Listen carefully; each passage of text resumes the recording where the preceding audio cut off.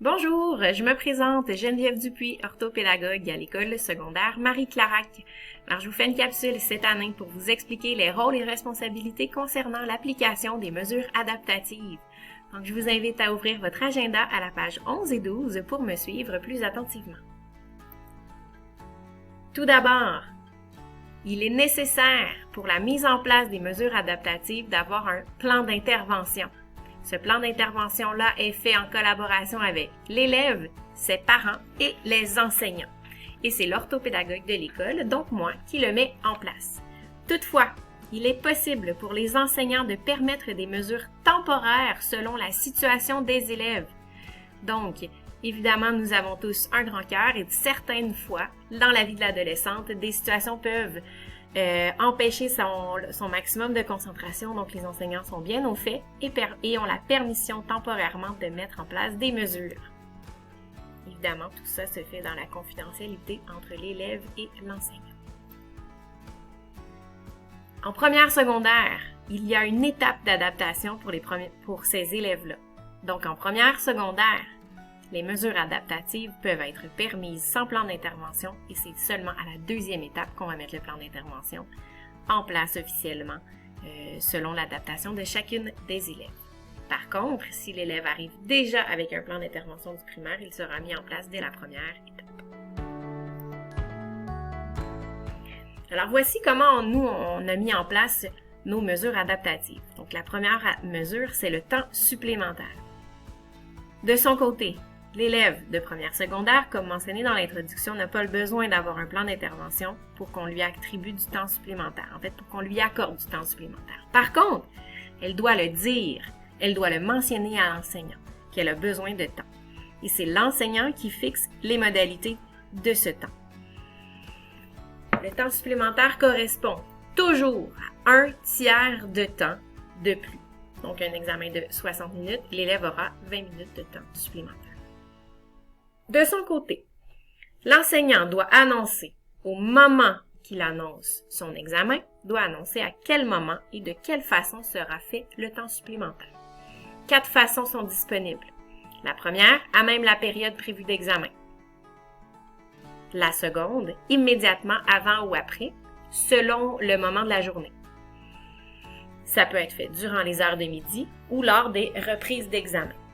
Seul l'enseignant prend cette décision-là. Ce n'est pas à l'élève de dire « moi, je veux telle façon ». C'est l'enseignant, selon l'examen, qui va prendre cette décision-là. Pour le temps supplémentaire des examens finaux, c'est l'orthopédagogue qui s'en occupe. Les dictionnaires électroniques. L'élève a la responsabilité qu'il fonctionne et de l'avoir en tout temps. Si ce dictionnaire-là a été fourni par l'école, l'élève doit le rapporter au mois de juin, avant de partir pour l'été.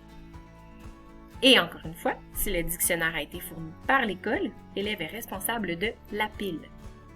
C'est important de mentionner que le dictionnaire électronique n'est pas permis pendant l'examen du ministère de 4e secondaire et n'est pas permis pendant les examens de grammaire, puisque celui-ci donne les réponses. Et, évidemment, aucune aide technique peut être garantie lors des examens si le dictionnaire ne fonctionne pas. Ordinateur portable. L'élève a la responsabilité qu'il fonctionne et de l'avoir. L'école ne peut pas garantir qu'il y ait des prises d'alimentation électrique partout. Donc, l'élève doit le charger tous les soirs et doit l'ouvrir le vendredi soir aussi pour les mises à jour. Vraiment, vraiment important. De son côté, l'enseignant peut vérifier le contenu de l'ordinateur avant un examen, doit vérifier aussi si le correcteur automatique de Word est désactivé pour une production écrite, à moins d'avis contraire sur le plan d'intervention. Et finalement, aucune aide est garantie durant les examens. C'est important que l'élève s'assure du fonctionnement de son portable avant les examens. Les logiciels d'aide à la lecture et à l'écriture. La cloche. Donc, on parle ici principalement du logiciel Antidote et WordQ ou tout autre logiciel qui y ressemble. L'élève a la responsabilité du bon fonctionnement de ses outils, donc elle doit vérifier la veille d'un examen que tout fonctionne, puisque l'école n'est pas responsable si ça ne fonctionne pas durant les examens, en fait. Donc, encore une fois, tout comme les portables et les dictionnaires électroniques, on ne peut pas garantir une aide technique durant les examens. L'élève a la responsabilité d'avoir ses propres écouteurs en tout temps. Et finalement, cette mesure implique que l'élève peut avoir une version électronique de ses examens. Dernière chose à mentionner sur les logiciels d'aide, le logiciel Antidote n'est pas permis pendant l'examen du ministère de 4e secondaire puisqu'il y a un dictionnaire intégré.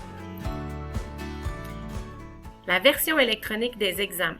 Donc, si l'élève a un portable, elle a droit, si elle le demande, d'avoir la version électronique des examens. C'est à elle de demander une version au moment où l'enseignant annonce l'examen. L'élève ne peut pas arriver au moment de l'examen et dire « je veux ma version électronique » puisque tous les examens ne sont pas toujours sur une version électronique. L'enseignant doit se préparer. L'élève a la responsabilité, après l'examen, de supprimer le courriel si l'élève a reçu son examen par courriel et de vider sa corbeille et ou remettre la clé USB de l'enseignant. L'élève n'a pas le droit d'enregistrer l'examen sur son ordinateur à moins d'avis contraire. De son côté, l'enseignant a la responsabilité de fournir une version électronique à la demande de l'élève. L'enseignant, par contre, a le choix de la façon de diffuser cet examen-là. Est-ce qu'il sera par courriel ou par clé USB? Là, c'est selon la préférence de l'enseignant. Puis encore une fois, aucune aide technique ne peut être garantie à ce moment-là. La calculatrice, cette mesure adaptative-là est permise seulement pour les premières secondaires, puisqu'à partir de la 2e secondaire, c'est une fourniture scolaire pour tous. Donc, si en première secondaire, tu as sur ton plan d'intervention l'utilisation de la calculatrice, c'est important pour toi qu'elle fonctionne. Et c'est aussi important pour toi de toujours inscrire tes démarches sur ta feuille. Tu ne peux pas juste calculer, pitonner et donner la réponse sur ta copie d'examen. Évidemment, s'il y a des exercices ou des activités de calcul mental, l'élève n'a pas le droit d'utiliser sa calculatrice. La réduction des devoirs.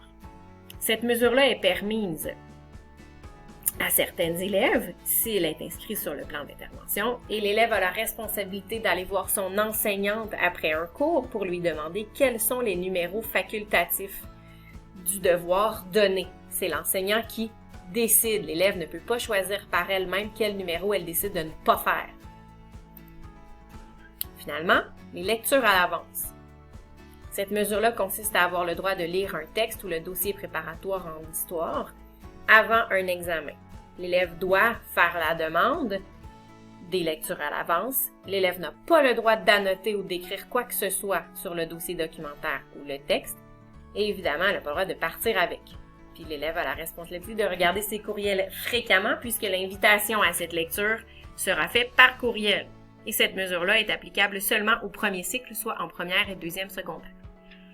De son côté, l'enseignant a la responsabilité d'aviser les élèves de venir et d'aviser l'orthopédagogue. C'est l'orthopédagogue qui fait la gestion du temps de la lecture et qui envoie les invitations par courriel. Donc, j'espère que cette capsule vous a aidé à mieux comprendre l'application des mesures adaptatives. Ce qui est important, c'est de donner le plus d'autonomie à l'élève puisque c'est son plan et sa réussite. Et s'il y a quoi que ce soit, on passe d'abord par l'enseignant si les mesures ne sont pas mises en place correctement. On n'oublie pas qu'elle n'est pas seule dans une classe de 30 et qu'il y a beaucoup de choses à penser. Donc, l'élève est maître de son plan d'intervention et doit aller voir l'enseignant gentiment pour lui dire de ces mesures adaptatives. Évidemment, si ça ne se fait pas, on vous invite à contacter l'orthopédagogue. Je vous souhaite une belle année scolaire et une belle chance pour tous vers la réussite.